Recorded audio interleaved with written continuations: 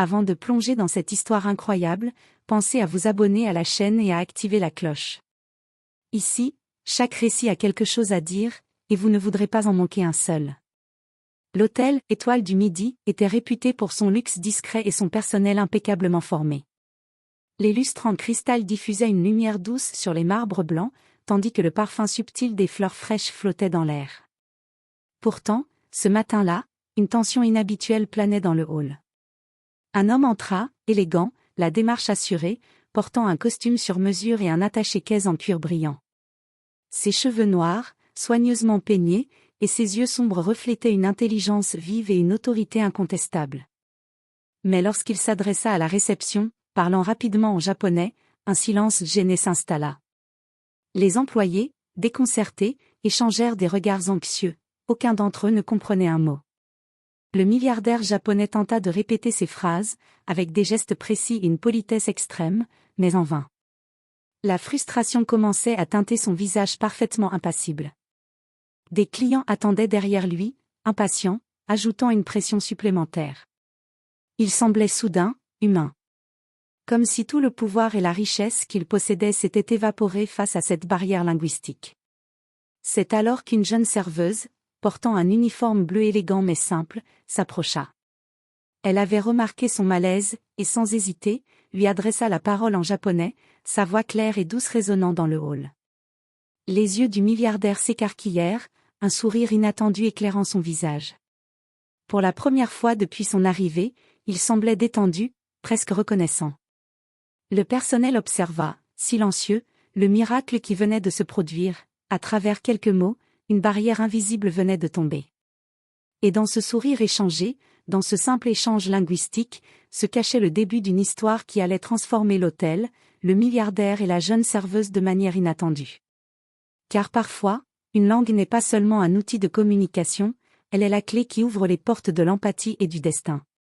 Le milliardaire japonais, nommé Hiroshi Takeda, avait passé des milliers d'heures à voyager à travers le monde, mais il n'avait jamais été confronté à une situation aussi frustrante.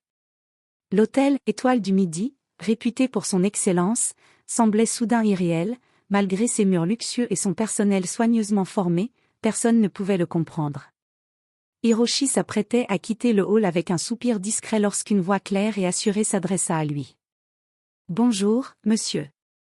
Vous parlez japonais, n'est-ce pas ?» Il leva les yeux, surpris.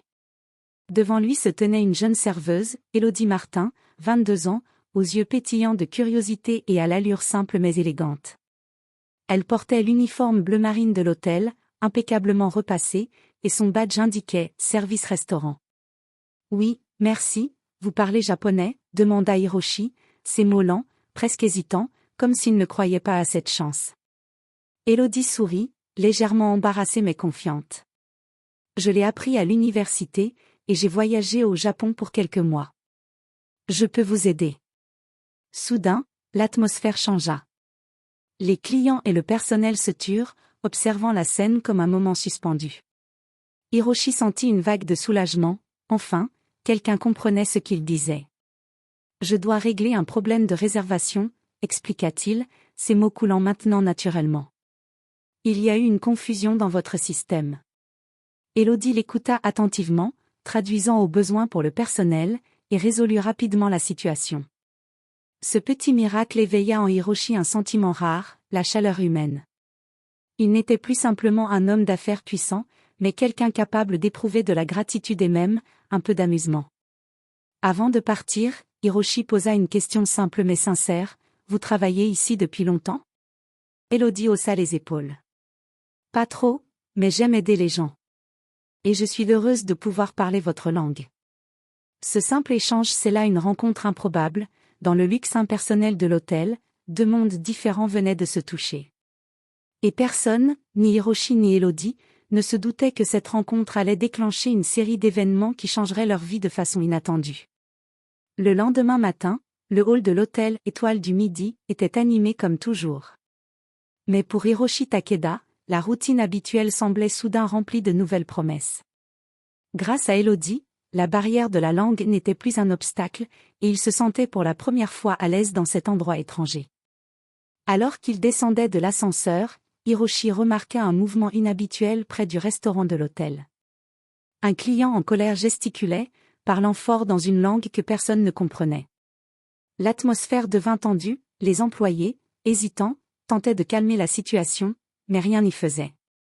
Elodie accourut et murmura à Hiroshi, « Je peux essayer de l'aider, mais, peut-être que vous pourriez intervenir avec moi. » Hiroshi acquiesça.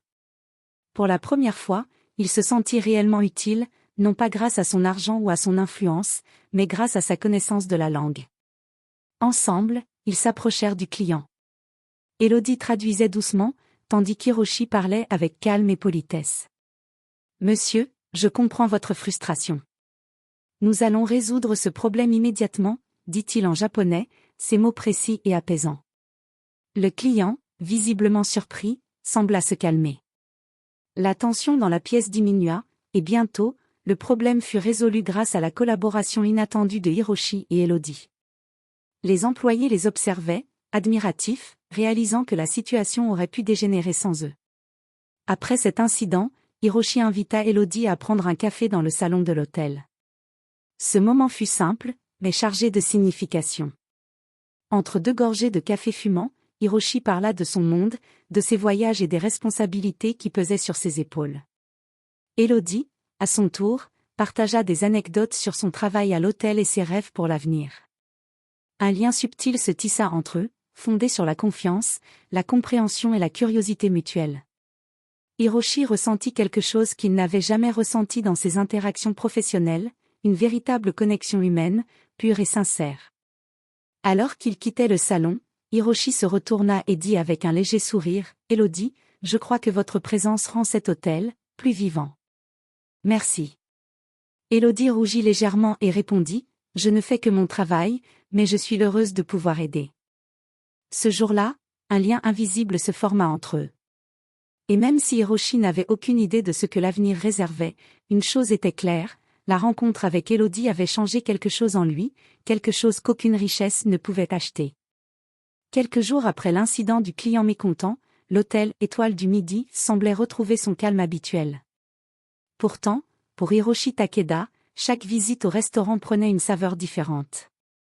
La présence d'Elodie, sa capacité à comprendre et à anticiper ses besoins, avait transformé la froideur du luxe en quelque chose de presque chaleureux. Ce matin-là, alors qu'Hiroshi prenait son petit déjeuner, un employé pressé s'approcha de lui, les mains tremblantes. « Monsieur Takeda, nous avons un problème urgent dans votre suite, » murmura-t-il. Intrigué, Hiroshi suivit l'employé jusqu'à sa chambre. Là, il découvrit qu'une lettre mystérieuse avait été glissée sous la porte. Elle était écrite en japonais et comportait des informations personnelles sur lui, des détails que personne à l'hôtel ne pouvait connaître. Son cœur s'accéléra. Quelqu'un semblait surveiller ses moindres faits et gestes. Elodie arriva peu après, ayant entendu parler de l'incident. Dès qu'elle lut la lettre, son visage pâlit légèrement. « Hiroshi, cela semble être un message sérieux. Nous devons en parler immédiatement. » Hiroshi la regarda, étonné. Jamais encore il n'avait ressenti une telle confiance envers quelqu'un qu'il venait de rencontrer. Elodie expliqua calmement les détails, traduisant certains termes pour que le personnel comprenne l'urgence de la situation. Ensemble, ils décidèrent de ne pas alerter l'hôtel trop tôt afin de ne pas semer la panique. Durant les heures suivantes, Hiroshi et Elodie enquêtèrent discrètement. Chaque conversation, chaque geste, renforçait le lien naissant entre eux.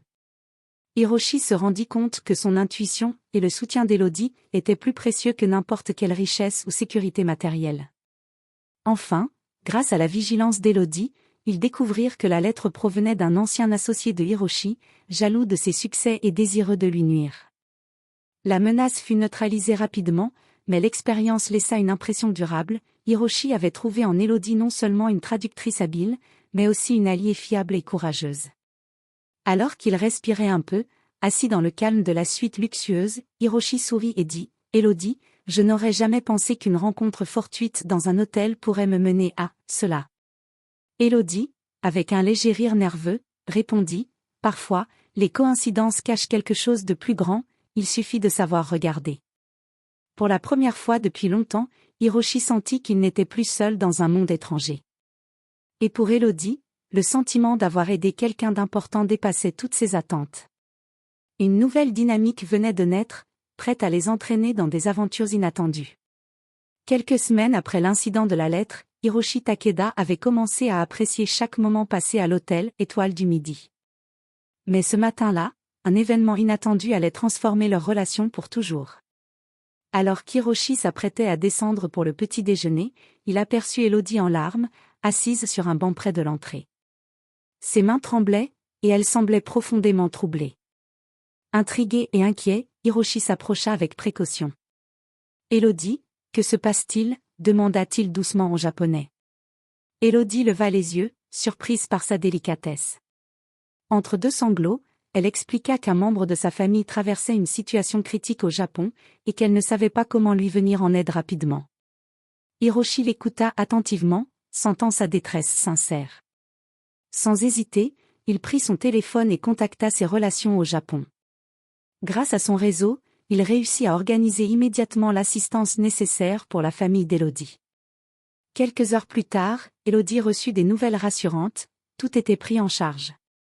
La tension et la peur laissèrent place à un immense soulagement. Elodie se tourna vers Hiroshi, ses yeux brillants d'émotion. « Merci, je ne sais pas comment vous remercier » murmura-t-elle. Hiroshi sourit, légèrement gêné mais sincère. « Elodie, vous avez été courageuse et fidèle. Ce n'était que naturel de vous aider. » Ce geste simple mais puissant changea quelque chose en eux deux.